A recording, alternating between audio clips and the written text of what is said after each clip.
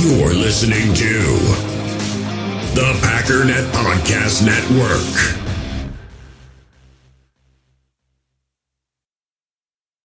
School is back, and Dick's Sporting Goods has what you need to win your year. We've got everything from cleats to sambas, dunks, and more. Plus, the hottest looks from Nike, Jordan, and Adidas. Find your first day fits in-store or online at dicks.com. You're a podcast listener, and this is a podcast ad. Reach great listeners like yourself with podcast advertising from Lips and Ads. Choose from hundreds of top podcasts offering host endorsements, or run a reproduced ad like this one across thousands of shows to reach your target audience with Lips and Ads. Go to lipsandads.com now. That's LIBSYN ads.com. You feel this nervousness on the phone there? Sir, I've been trying to make an urgent phone call up there. I don't think it's something I want to do on an overseas phone. You gotta make some phone calls. Hang up the phone. Prank caller. Ladies and gentlemen, welcome once again to Packernet After Dark. This is the call-in show of the Packernet Podcast Network. If you'd like to call in, if you'd like to participate in the show, please feel free to do so. The phone number here is 608-501-0718. New callers go directly to the front of the line. We don't have any new callers today. I'm going to continue doing what we did yesterday, which is we're going to start at the front of the line and then work our way back. We only have 4 calls, and then we'll start doing some of the older ones. But just letting you know that's how it is. At some point, we probably will have to just skip calls. But we'll just keep rocking with this and see how she goes. Let's get started with, hold on a second, bing, bang, bing, bong, bang. Uncle Rico, go. Yo, Ryan, it's your Uncle Rico. Hey, bro. I was checking out those winter warning uniforms a couple days ago, or when they first popped out here, and now you're talking about them on the pod. And I thought kind of maybe the same, that gold looks a little odd in there. But if we didn't have the yellow or gold, whatever you want to call it, we'd look like the Jets, and that ain't good, right? So, yeah, we got to leave it. I do like the helmet has I didn't even see the gold flakes. I have to still look for that. But with no gold stripes or no gold accents, it's all green and white. It kind of looks Jetsish. So I can imagine if we didn't have that any gold or anywhere in the uniform. I mean, you can have the undershirt, sleeves, and shoes and whatever else. But, otherwise it's pretty Jetsy if you don't have it. So, go Pack, go. Rico out. yeah, I guess I get it. I mean, I don't like it. I think it would still look better without it. And I think if the comment was, well, did you know the Jets also have a similar jersey and it looks like they're the Jets now? I'd say, no, they look like the Packers because these are our jerseys. I guess I didn't pay enough attention to the Jets to realize that they had jerseys like that. Whatever. It doesn't matter. They still look super cool. And, yeah, try to see if you can find those flakes because that makes it even cooler. But whatever, if they gotta be in there because it looks too similar, then so be it. It is what it is, I guess. I don't care. What's going on? It's Omar the Firefighter. How y'all doing? Hey. I just called real quick. I was listening to the podcast, and this movie this is actually about movies for a little bit. That's my specialty. I'm calling because you said you never watched Deadpool, and you think you'd be a fan because it's a little bit of comedy. Just give you a quick backstory. One, Deadpool, the first one and the second one is on Disney Plus. You got kids, I'm sure you got Disney Plus. Yep. You can watch it on there. But basically, it's a character who talks. He's a comic book character that talks to the comic book reader. So they do the movie is the same way. Like, he's talking third person. Like, if something happens, he'll look at you and be like, "Did you see that crap?" You know what I'm saying? Yeah. That's the type of the way his character is.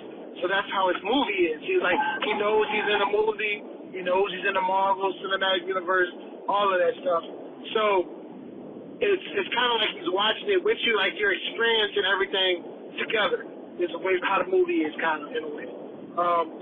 Definitely recommend the first one. I think you'll enjoy it. Hey, like I said, it's free. Disney Plus, you can watch it. And then if you like that one, you can go to the second one, and then Deadpool Wolverine is the third one. So if you don't like the first one, don't go see Deadpool and Wolverine. It's the same thing. Just a little bit more Well, I only want to say a little bit more, but it's rated R, so that's awesome. You get to actually see like violence, not like cartoonish violence. So that's a good part. Anyway, off of the Deadpool soapbox, I will also highly recommend the movie Trapped, which is about a serial killer he takes his daughter to a concert. Like, let's just imagine if he took his daughter to like see Taylor Swift. That was her favorite artist. And then he finds out that the concert is actually fake. Or not fake, but they did the concert because they knew he was going to be there. And they trap him inside, and he has to try to escape. So that's what the movie is called, Trap. And he's a firefighter. So I feel bad because he's he's a bad guy, he's a firefighter. He kind of takes advantage of being a firefighter, know how to do certain things. And I kind of think that looks bad on us. But I enjoyed the movie. It was very good. It was one of Shyamalan. It's one of his movies, but it's not, you don't have to worry about really like a trick ending. Like a lot of his movies have like trick endings. Yeah. And he don't always land on them. This one is a straight movie. So it's just, I enjoyed that part about it. So I would highly recommend that as well. And I will call back on my Packer stuff later. I might not be right back. Yeah, I noticed it says M. Night Shyamalan made the movie. I was wondering about this the other day, actually, because I watched The Sixth Sense again. I haven't seen it in such a long time. I was like, I want to watch that. That's actually a really good movie. So I watched that, and I just started thinking, I wonder if... I don't know enough about Shyamalan, but, like, did he just get such a massive reputation from that? He felt like he always needed to one-up that and just never landed it again? Or has that always kind of been his shtick, is, like, coming up with, like, semi-weird thriller, creepy movies that have twist endings? I don't know. But yeah, I'll see what I can do about Trapped. I don't see that it's available anywhere. It's a 2024 movie. Might be a theater thing. I don't know. I actually was glad that you called, because I just got done putting a ton of movies off to the side. I'm going into a horror phase again. I don't know why.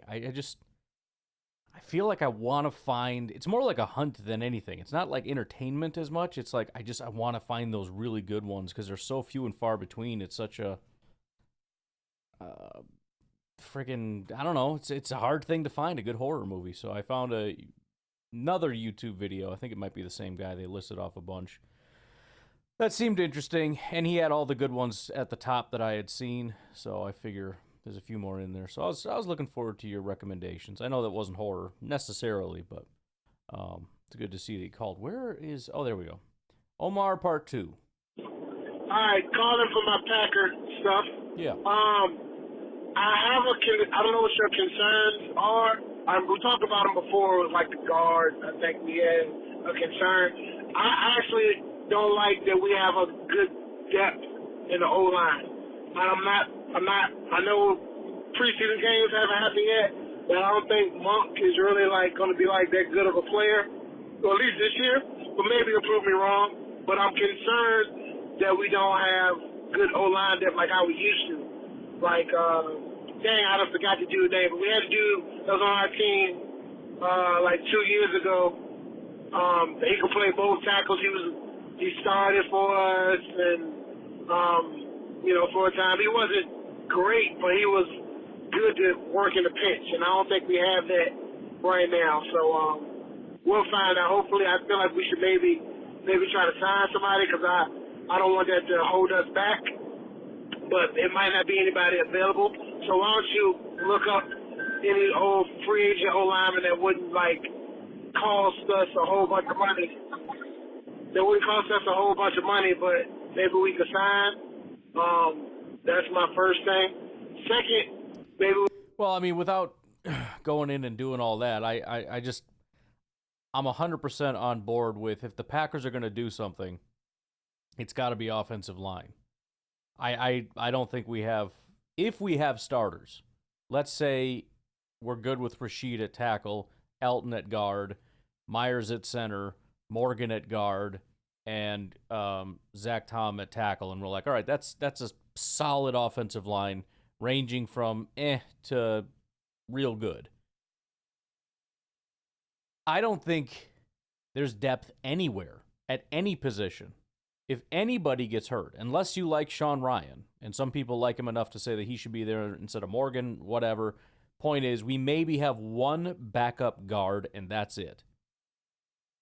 We don't have a single tackle, although we do have, we could slot Elton out to tackle and whatever, but we don't have anything.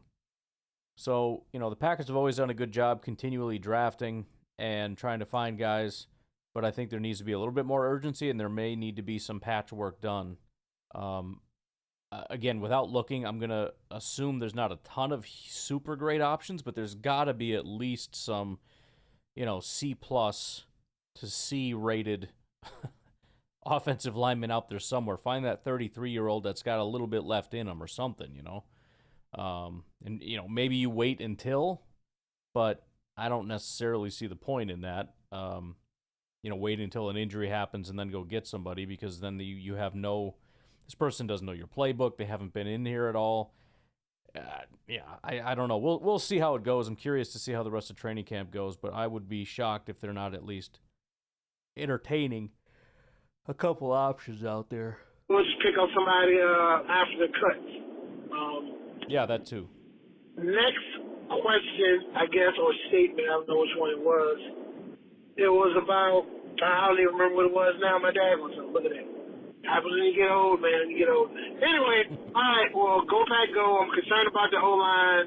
And, oh, yeah, the Eagles, apparently Jalen Hurts with the new offensive coordinator, apparently, I know their defense is not that great, but he torched his defense apparently in practice. Didn't have an incomplete pass the whole practice. His receivers was getting open. I don't think it's going to be a cakewalk.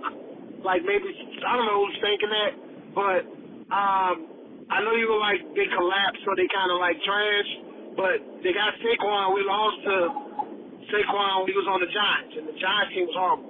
So having Saquon and having him Hurts being able to run, and those two great wide receivers, it's going to be a tough game. I still think we might could pull it off, but I don't think it's going to be a cakewalk. So it's probably end up being a shootout. So hopefully, if we have to lose, I hope Jordan Love still balls out, so it's not like people are saying he wasn't worth it or anything like that. So anyway, all right, go Pack, go. Yeah, like I said, I'm still kind of confused about the Eagles and whatnot. I understand they have Saquon. He doesn't massively scare me. I know he was with the Giants and whatnot when they beat us, but I mean, there was a lot of people on that team that were there that beat us that suck. I don't know. I just, a lot of that stuff was true of the Eagles last year, and they couldn't get it done. There's a lot of belief that Vic Fangio is going to change everything there, and again, I don't think that defense is very good. Vic Fangio specifically, or just his style of defense in general. But I think a lot of people look at the Eagles the same way they look at the Jets. There is no history there. I mean, there is somewhat with the Eagles, but let's just, the parallel being the end of last year with the Eagles and the Jets since eternity's beginning, which doesn't make sense. But there's this feeling of, just look at the players. They're obviously going to be good. You got Aaron Rodgers. You got, I list all the players on defense. You got some, or at least a wide receiver. You got a running back. I mean, they obviously are going to be good. And I'm looking at it going, well, when they're good, I'll say they're good. But in the meantime, I'm not going to call them good. I get it. Like, you list off the Eagles players, I'm like, dude, that's scary. Just like the Jets, you say that's scary. But, sometimes teams can't put it together, man. And I because nobody can tell me what the heck happened last year, I mean, not really, not to that level, I'm going to need to see you prove that you're better than that. And, that goes doubly for the Jets because, yeah, super scary football team, but there's a reason that you're bad, and it's not just the players. I don't believe in your coach. Certainly don't believe in any of your offensive staff. I don't believe in your owner. I don't believe in your culture. I don't believe in your locker room. There's a lot that I just don't really believe in, so I'll believe it when I see it, I guess. But yeah, if you told me the Eagles are going to beat the Packers today. You just told me that. Would I be shocked because I thought that they were so horrible? No, not really. I would be disappointed to find out that they're not as horrible as they were last year, but it wouldn't be shocking because, like you said, they got a lot of talent on that team. All right, let's do Kyle from Madison. We'll have all the newest calls cleaned up, and then we'll start backtracking a bit. Ryan, what's up, man? Kyle from Madison. How are you? Good. I'm back in the States. I'll have to go back and listen. I didn't hear it, but maybe it got through. I gave you a call from Germany, so hopefully that got through. It was kind of fun. But I'm back. I actually brought some of my family with me for a couple weeks, so we actually just went to family night yesterday. Nice. It was pretty cool. We went up there. Man, it was hot. Whew. Went to Bay Beach. Dude, I haven't been to Bay Beach since I was like 6. That's quality. Yeah. That wooden roller coaster there is on point. Yep. And it's like $2 to ride it. But highly recommend that. And then we did the what is it? The Hall of Fame with the Packers Museum, and then we did the family night. It was crazy. There's nobody in the Hall of Fame, so that was pretty cool. Got to do the pictures with the trophies and everything. My nephew from Germany was with me, so and it was interesting. He asked me a couple things. He said, in European soccer, the teams have advertisements. They have sponsors on their shirts. So even the biggest clubs will have like Vodafone or some insurance company right across the jersey. And then if you buy the jersey as a fan, you still get the advertisement, which is super annoying. But I'm really surprised since we're the capitalist mecca of the world. I'm surprised America isn't the one to do this first. But Yeah. He asked me about that. I said we don't do it except for maybe Bell and Health or Harley or somebody will get a little badge on the preseason jerseys. So as we're walking through the Hall of Fame, though, I had to amend my comment to him because I'm looking at the jerseys and I see the Acme Packers jerseys and I said, hey, you know what? This is actually like the first endorsement jerseys probably in history. Right. Those Acme Packer jerseys because it's the Acme Packing Company, which I thought, I don't know, it was an epiphany for me. Like, wow, yeah, actually we did have that. We started with the jersey deal, and worked backwards. So mind blown. Family night was awesome. Super cool watching. Like, Jair is so freaking competitive. He talks so much junk to his own team. Oh, yeah. That was amazing. I was right there where Watson was catching, and he caught 2 touchdowns, beautiful balls from Love. A lot of great stuff. I kind of just focus on the positive this time of year.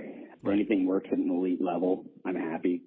I have to tell you, though, one thing that caught me walking through that museum, and I don't want to do this, but I'm going to do it. This season just feels a lot like the 96-97 Packers, man. We just kind of feel it in the air. A lot of things have to happen still for us, but it just feels like the beginning of the DVD and the NFL Films voiceover comes on, a lot can happen, but they got all the ingredients to have a nice display in that Hall of Fame, for this season. So let's hope, brother. Talk to you later. Yeah, I mean, like you, I don't really want to tread too much into that because, but to push back just slightly, I feel like we've had that feeling in the air many times over the last 5 years or so. 2019, 2020, absolutely something was in the air. 2021 started to feel special. 2023, even last year, kind of going on that run, you started to feel the magic behind it and everything. So, is there something special going on? I mean, yeah, the team and the way it's coming together is super young and everything else. Am I going to believe in the fairy dust this year? No. Either you hoist it or you don't, I guess. But, I mean, they do need that christening. I'm not saying it has to be this year, but, at some point, Jordan and the boys, they got to get their one. I can't expect 2, because that's greedy as a Packer fan. We somebody out there traded their soul and said, I will do a deal where the Packers can only win 1 Super Bowl per era, but we get 15 years per era of almost pure, unadulterated success with maybe 1 or 2 rough years, usually toward the end, mixed in.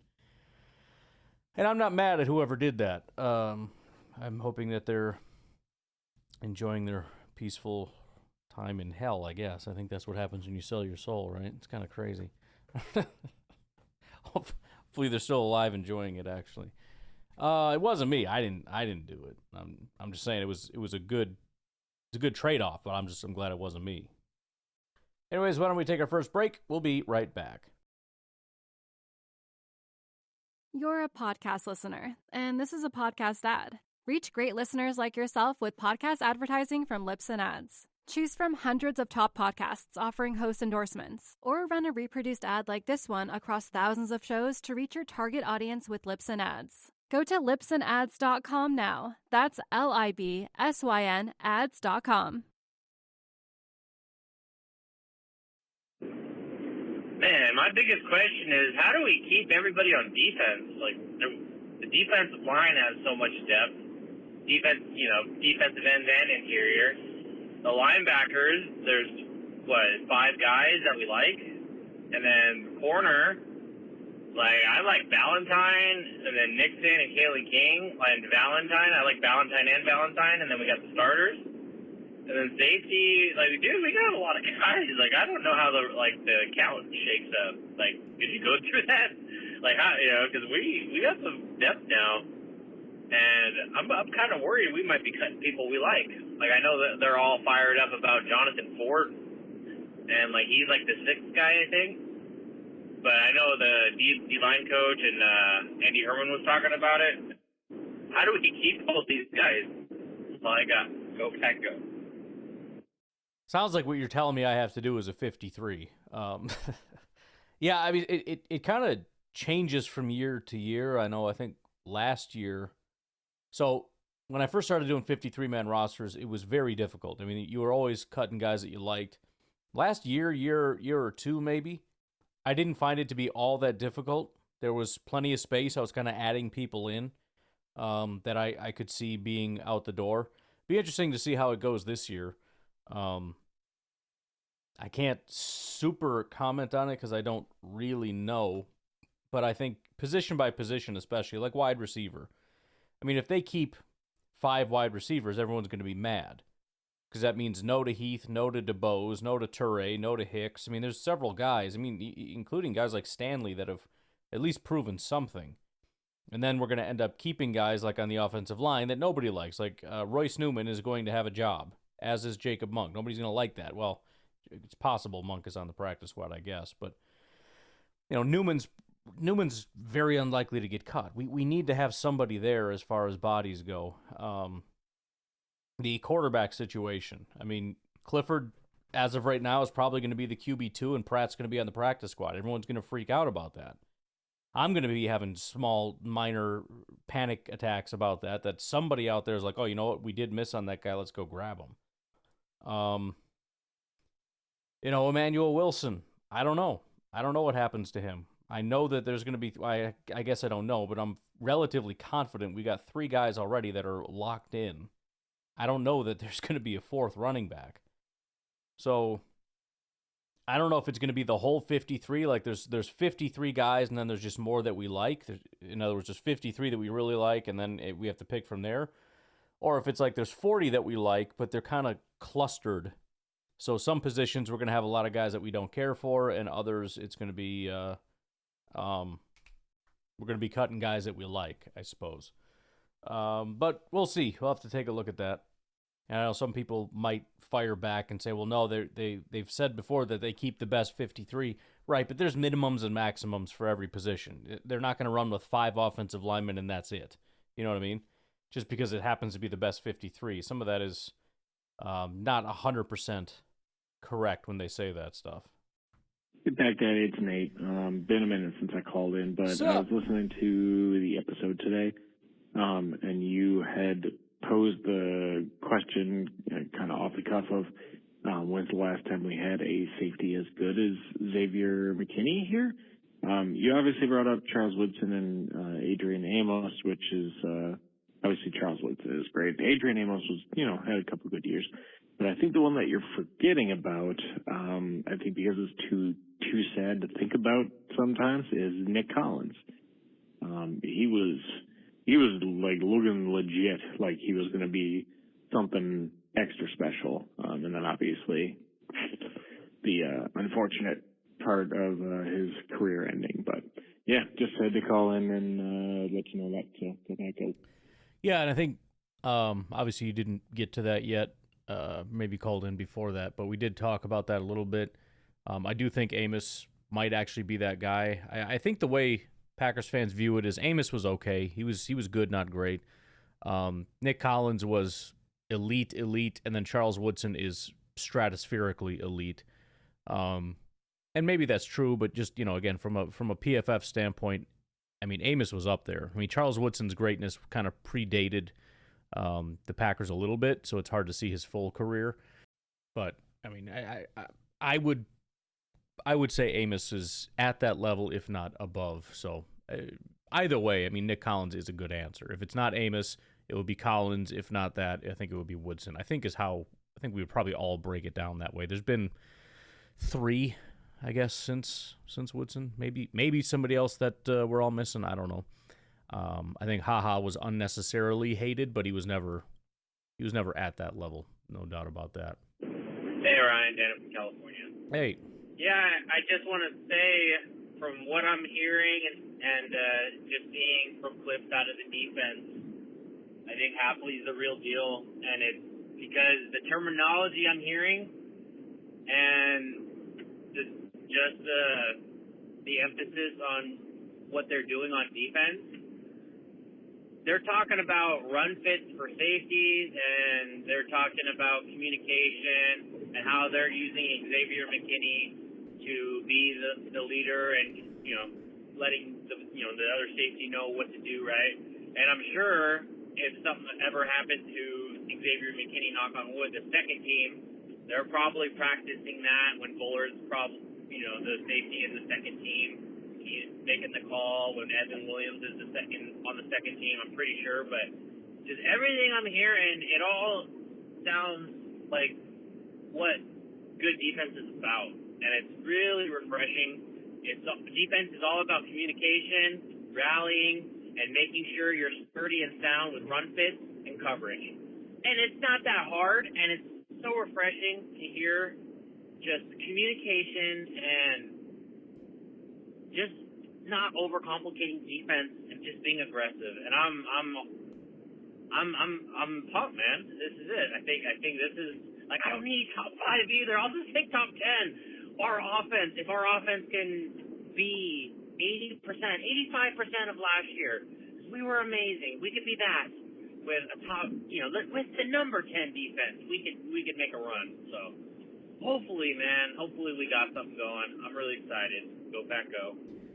Yeah, and the whole top 5, top 10 thing, I mean, it gets thrown around because I think it's an easy way for us to kind of gauge and view things. But, I mean, one of the things that's really not talked about enough is consistency. The Packers showed flashes of top 5, top 10 many times under Pettine and under Barry and under everybody else. The bigger issue was inconsistency, and it was how high are your highs, how often are you high, how low are your lows, and how often are you low. I think a biggest issue with the Joe Barry defense and the performances that they put out is, they'd go on great runs, they'd have a couple good games, but man, when they were bad, they were really, really bad. And it was embarrassing, and it was soft and weak, and they could never stop the run, and they were giving up big passes, and they're playing too far off, and all that stuff. And I know the consistency also is going to contribute somewhat to how good you are. If you're consistently good, you're going to be a really good football team. If you're inconsistent, you're not going to grade out overall as well. But I would take a team that is consistently the 10th to 12th best over a team that is like the number 1 defense 50% of the time and, is not even top 20 the other 50%. We really need that because that's Super Bowl football. That's playoff football. It's consistency. It's, you have to be undefeated once you get into the playoffs. So it makes a big difference, your ability to, not just like last year, just beat the living crap out of Dallas and then crap the bed against the 49ers. Who cares about Dallas? I mean, I do. It was a good time, but at the end of the day, what did it mean? Didn't mean anything because you couldn't do it again next week, which is what you have to do in the playoffs. So if you told me the Packers are top 10, I would say I'd rather have a team that is 10th every single game as opposed to kind of, they made the top 10 because they were top 5 a bunch of times, but also they sucked a bunch of times. All right, let's take our final break. We'll come back and hear from Randy in Minnesota.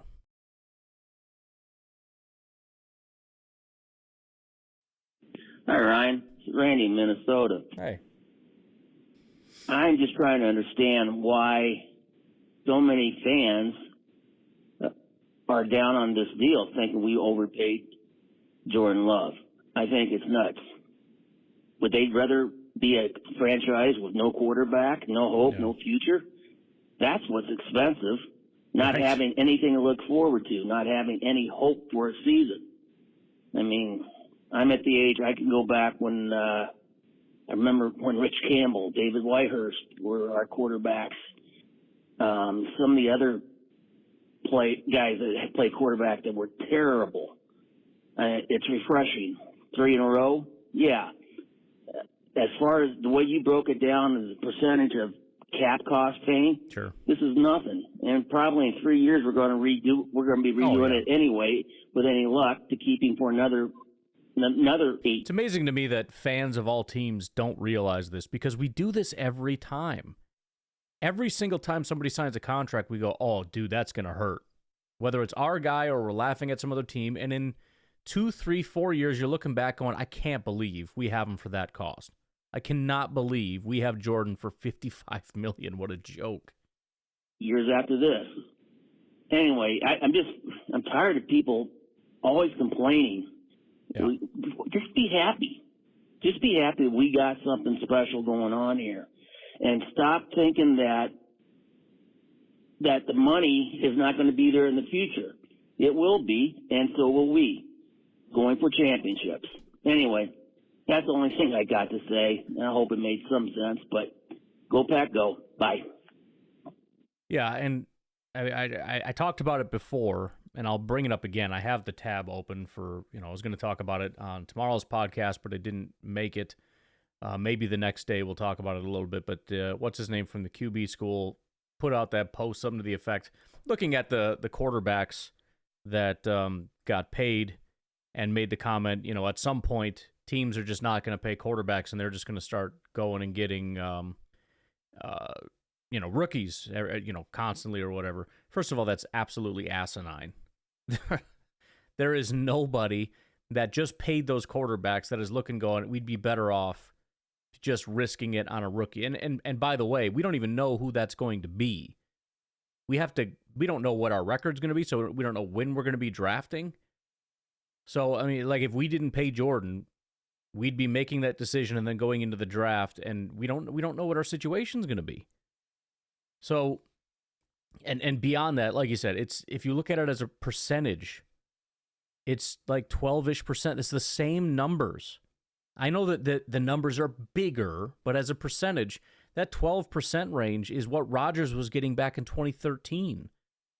It's not like the big numbers are getting that much bigger. And again, even if they are growing, which I think to some degree they are, Pat Mahomes won the last 2 Super Bowls. His cap hits were like 16, 17%. That's really high. But also with these media deals and everything, there's just more money. So I think the point is, you say it's 12-ish% like now or whatever, right? Okay, it's 12%. And if you look at it and you say,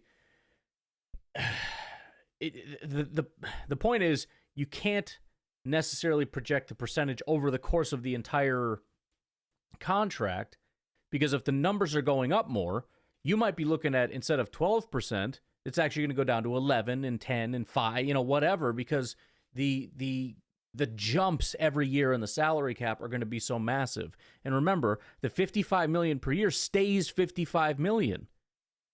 So if you look at it, $55 million, of course, is massive compared to today's salary cap. So if you just look at it from that perspective, it's like 20% or something. Okay, it's 20% this year. What's it going to be next year? 15? And what's it going to be after that? 10? And then 9? Then you look at it as a percentage over the course of the point is, these are not going to be, I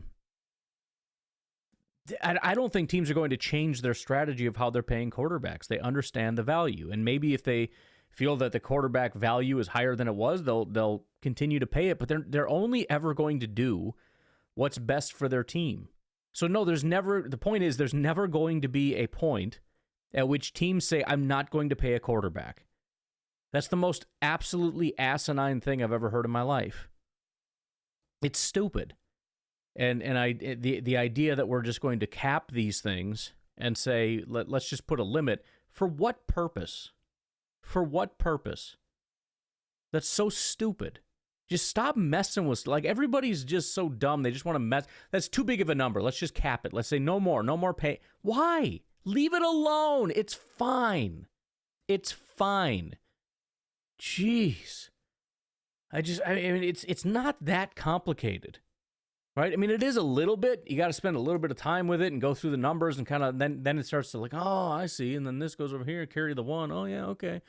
But it's not that much. You don't need a PhD in economics, right? You don't need to be a professional accountant to figure this stuff out. I don't know. It's not that big of a deal, right? And as I've said now 1,000 times, what if Jordan doesn't pan out? Well, then we're screwed.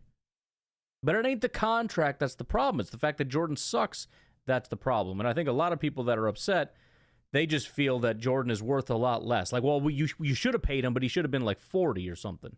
Okay, he would have said no. That's the problem. He would say no because of what he did on the field. And so if you want to continue to carry that up, fine. But the point is, your speculation about what you think he's worth is just incorrect, because he's not going to accept that from the Packers. And if the Packers don't pay him what he's worth, somebody else absolutely will. So the Packers paid him what the going rate was. That's why it wasn't a shock when he got paid what he got paid. That's why it wasn't like, oh, yeah, everyone figures because based on this or that'll be like 35, 40, and then he got 55, and it was like, whoa, the Packers are insane. Everybody would have paid that. Everybody would. Look how old he is. Look at what he produced. Everybody acknowledges, they're pretty sure that Jordan is going to be a franchise quarterback for the Packers for a long time. That could be wrong. It could also be wrong about a lot of other guys. It could be wrong about Tua. I don't know what Tua is going to do this year. I don't know that Tua isn't going to fall off. And look at Trevor Lawrence. He got 55. He hasn't even done any. He hasn't even broken into being a top 10 guy yet. Is he going to get better? Is he going to get worse? I don't know. These things change. They all change over time. So I don't really know. But all I can think to say is please don't panic about the big numbers. All right? It's nonsense. It doesn't mean anything. Yo, Ryan, it's your uncle, Rico. What up? Hey, buddy. I'm still running about, like a week to 10 days behind on the podcast. So this isn't news. This bull I'm spewing may be irrelevant. But I was just listening, and you're putting sausages in your cart at Walmart.com or some damn thing. Yeah. Anyway, first of all, Ryan, I've lost a little respect for two reasons. Okay. You're looking for sausages at Walmart. That amuses me. I don't know, when I think of looking for stuff at Walmart, it involves trinkets and squirt guns, but whatever. If they got sausages. First of all, they got a lot of stuff at Walmart, and it's a lot cheaper than a lot of other places. So, I mean, they have a huge... I mean, Walmart didn't used to be grocery, but I don't know if maybe you haven't been to Walmart in a while. They got a huge grocery selection now, and significantly lower prices than what you find at like the local grocery store and stuff. So I get a lot of stuff from Walmart, actually, food-wise. They got them. And secondly, you don't know your sausages. I don't. I thought you knew everything about meat, but... No, and that's what I was saying. Like it just dawned on me that there's this whole other category I know nothing about. I just made sausage for the first time yesterday. I mean, I made brats and hot dogs and stuff, but I forgot what it was. It wasn't from Walmart. It was like pork with some kind of like Italian seasoning or something, basil. I don't know what it was, but it was good. It was good. I didn't get the massively loaded cart, because it dawned on me as exciting as that would be initially, to be like, oh man, there's so many options. I would have no choice but to eat sausage every day for, several weeks, and I just didn't feel like that was maybe the best thing. So I'll slow roll it a little bit. We'll do a little sausage here, a little sausage there kind of thing. But now that I made that sausage, and it was quite good, got to go get some more. But it's also not like my kids favorite. Like the little one, she's dope because she likes everything. When kids are little, they eat everything, they love everything, and then for some reason they decide they don't like stuff anymore. I don't know what the problem is. But her and I have a ball, and that's why I can make whatever I want. It's like, why don't you get stuff the kids like? I'm like, hey, she likes it, I like it, we like it, and if I can get another one to like it, I'm set. It's like, I don't know, that one over there is a freak. What do you want me to do? The other cool thing about being a dad is it's like I pretend my kids are picky and I'm not, but it's just because I don't buy the stuff that I don't like. But hey, I buy my own food, I make my own food, all right? I do whatever I want. But you're right, I don't know much about the sausage. Don't worry, you'll earn the respect back. I know it. Probably by the end of the day. Maybe by the end of this call. Anyway, I want to tell my sausage story. Okay. Me and my buddy went to a brewer's game one time. All right, see, listen, I'm sorry. You can't start off by saying, I want to tell you a sausage story, and then say, me and my buddy went to go hang out. Like, come on, man. Quite a few years ago, and they had the sausage races, and he was all jazzed up about chorizo. Okay. So the next day, he works near me, and we decided to grill out at lunchtime at his work. So he's got this grill, and we went to the store and got this chorizo, and you know this. Even though you don't know sausages, you know this. Chorizo is in a plastic tube, and when you grill it, it's not a natural casing. What? When you grill that chorizo in the plastic tube, it doesn't work out real well. just FYI. All right, buddy. Rico out.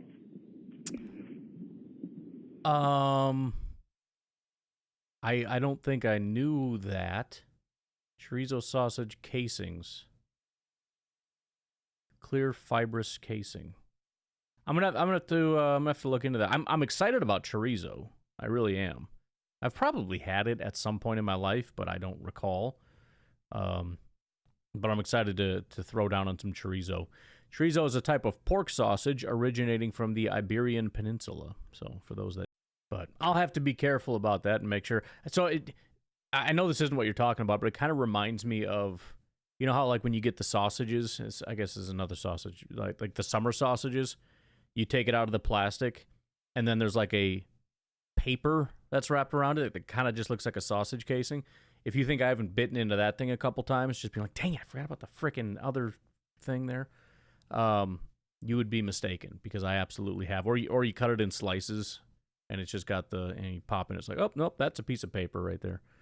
I don't know if I'm on the same track of what we're talking about here, where there was like this additional plastic thing on the outside that you didn't take care of, and then you grilled the plastic into your sausage. That would suck.